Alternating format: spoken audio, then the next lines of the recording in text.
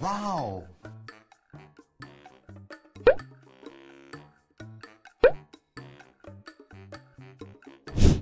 바보 남편과 결혼한 여자가 7년 동안 애를 낳지 못했다. 남편이 아기 만드는 방법을 몰랐기 때문이다. 그것도 모르고 시어머니는 며느리만 구박했다. 참다 못한 며느리가 실상을 털어놓았다. 시어머니는 당연히 아들을 교육시켰다. 그래서 그 다음 날 바보 남편과 며느리는 조금 다른 하룻밤을 보냈다. 그리고 다음 날 밤 며느리가 남편을 계속해서 끌어들였다. 하지만 바보 남편이 단호하게 하는 말. 이 바보야, 그 좋은 걸 왜 매일 해? 기다렸다가 명절 때나 해야지.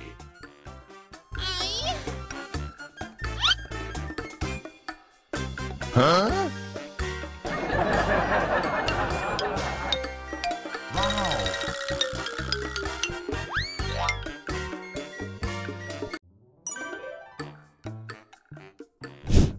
결혼식 하루 전 삼촌과 어린 조카가 얘기를 하고 있다.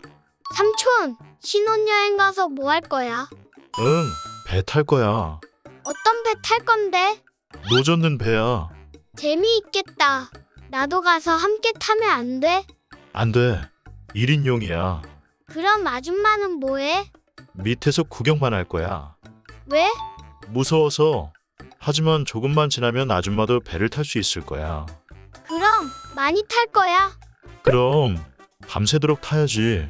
그래도 멀미하지 않을 자신 있어? 삼촌은 배 타는 데는 도살한다. 그래도... 그 다음 날 결혼식 아침 조카가 삼촌에게 약통을 건넸다. 이게 뭐니? 그러자 조카가 하는 말. 응, 배멀미 약이야.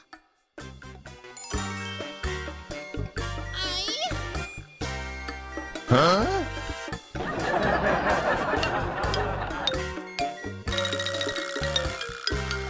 와우.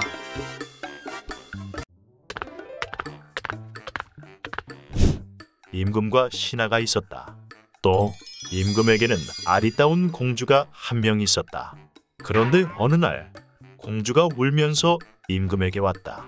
아바마마, 저 어제 저녁에 당했어요. 뭐야? 도대체 어떤 놈이야? 모르겠어요. 어두운 밤중이라 못 본 데다 한 명이 아니었어요. 그래, 나의 신하들이 범인들인 것 같구나. 오늘 저녁엔 너의 거기에 면도칼을 붙여놔야겠구나. 그날 밤 공주는 거기에 면도칼을 달고 잠이 들었다. 그리고 역시 공주한테 일이 생겼다. 임금에게 또 이 사실을 알린 공주와 임금은 신하들을 불러 모았다. 그리고 임금이 말했다. 내 이놈들, 당장 바지들을 탈의해라.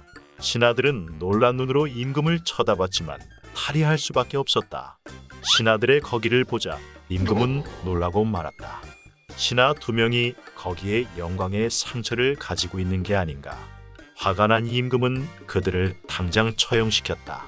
그런데 이상하게 남은 한 명의 신하는 아무 흉터가 없는 게 아닌가. 그대는 역시 나의 충복이요. 그대에게 큰 상을 내리리다. 신하는 기뻐서 크게 웃었다. 그런데 그걸 본 왕이 화를 내며 하는 말.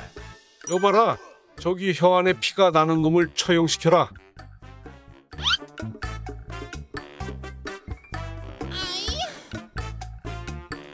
어?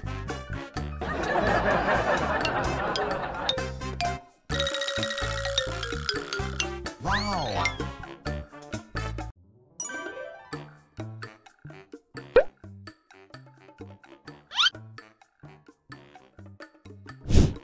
어느 결벽증이 심한 여자가 있었다.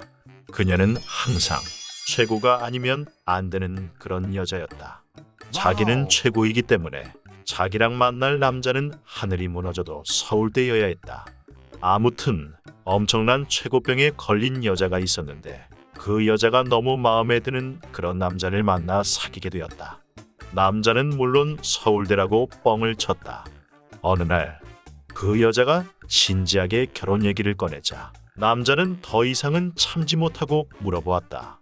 저 전문대도 괜찮을까요? 여자는 순간 엄청난 충격. 그러나 어쩌랴. 이미 미운정 고운정 다 들어버린걸. 괜찮아요. 그러자 그 남자가 웃으며 하는 말. 그럼 허락받았으니 거기를 문지르겠습니다.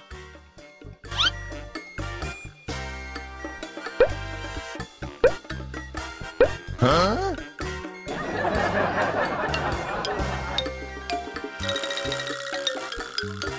Wow.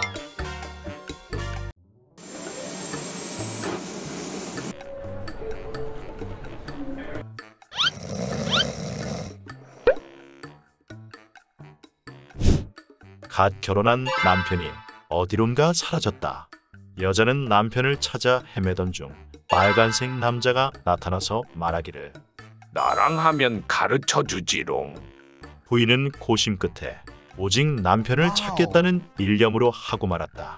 그래도 못 찾자 다음엔 주황색 남자가 나타나서는 나랑 하면 가르쳐 줄게. 이번에도 부인은 남편만 찾는다면야 하며 같이 했다. 그렇게 노란색, 초록색, 파랑색, 남색, 보라색 남자들이 나와서 다 같이 했고 마침내 남편을 만나게 되었다. 그로부터 얼마 후 부인이 아기를 낳았는데 아기를 보고 남편이 하는 말. 아기가 왜 이렇게 까매? 꼭 무지개를 섞어 놓은 것 같네. Huh?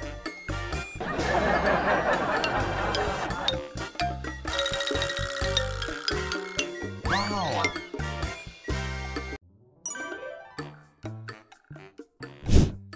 영철은 아내와 함께 시골에 살고 있었다. 영철은 열심히 일을 했으나 집안은 여전히 찢어지도록 가난했다. 하지만 영철에겐 색시미와 백치미를 지니고 있는 아내가 있었기 때문에 행복한 날들을 보낼 수 있었다. 그러던 어느 날 영철이 밖에 나가고 아내 혼자 집에 있는데 이웃집 남자가 갈비를 사들고 찾아왔다. 내가 갈비를 줄 테니 시키는 대로 하겠어. 갈비에 혹한 아내는 남자의 요구에 응했다. 그날 저녁 밥상에 오른 갈비를 보고 영철이 어디서 난 거냐고 물었다. 아내는 영철에게 낮에 있었던 일을 하나도 빼놓지 않고 이야기했다. 앞으로는 절대 하지 마. 알았어. 영철은 아내에게 화가 났지만 가까스로 참고는 단단히 주의를 주었다. 다음날 영철은 회사에 나갔다가 저녁에 돌아왔더니 밥상에 또 갈비가 올라왔다. 그걸 본 영철이 아내에게 소리쳤다. 어떻게 된 거야? 내가 앞으로는 절대 하지 말라고 그랬잖아. 그러자 아내가 기어들어가는 목소리로 말했다. 당신이 시킨 대로 앞으로는 안 하고 뒤로 했어요.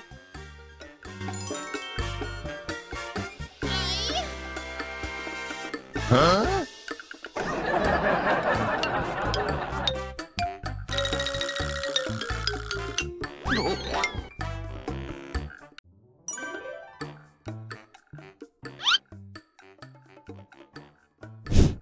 만수가 친구와 함께 크리스마스 날 미혼모 문제에 관해 진지한 토론을 하고 있었다. 친구가 먼저 물었다. 여보게, 자네 미혼모를 없애기 위해 무엇부터 해야 한다고 생각하나? 만수는 잠시 심각한 표정을 짓더니 단호하게 말했다. 크리스마스를 없애고 산타클로스를 구속시켜야 하네.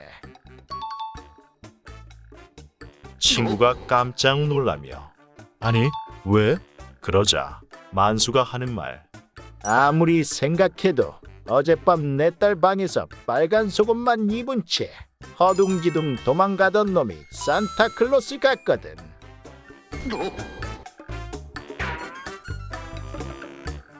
Huh?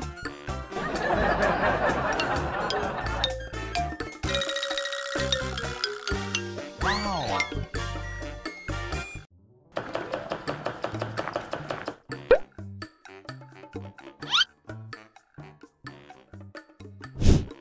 시아버지의 환갑잔치날 며느리 셋이 절을 올리고 난 뒤 한마디씩 했다.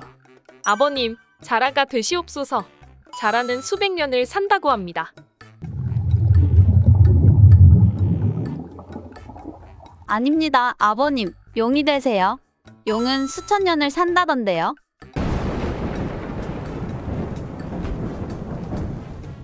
그 후 가만히 듣고 있던 막내 며느리가 시아버님께 이렇게 말했다.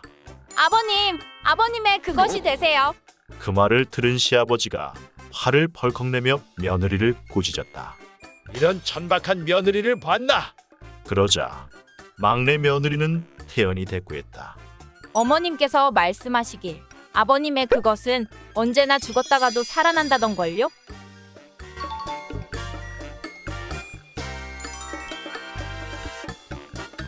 어?